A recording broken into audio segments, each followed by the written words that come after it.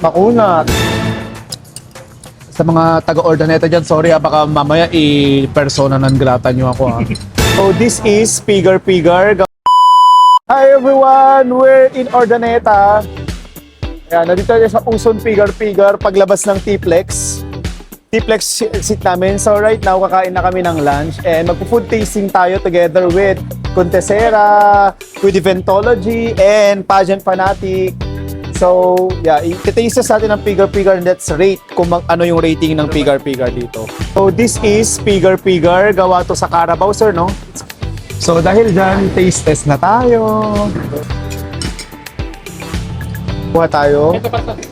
So, eto na guys, titikman na natin yung Pigar Pigar. Parang kasi nga dito, parang toyo, kalamansi, sili na parang sa bulalo. So, let's try kung habang wala. Tikman natin na wala. Tapos kumain mo lang. Parang kaya nga tayo nag-ano kasi nga gusto natin ng sinigang. Makunat. Hindi bagay sa my braces. Sorry.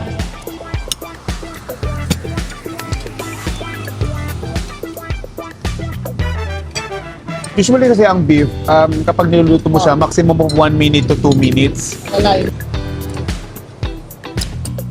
Sa mga taga-Ordaneta dyan, sorry baka mamaya i-persona non grata nyo ako Sarap ng sabaw. And punta na sila. Goodbye. Ano? So yun lang guys, yun yung review natin for Pigar Pigar. Dito sa the original Uson Pigar Pigar, sa tabi lang ng daan to. Tatagpuan nyo sa National Highway, somewhere here in Ordaneta paglabas mo sa T-Plex. So yun. You must try. Bye! Thank you!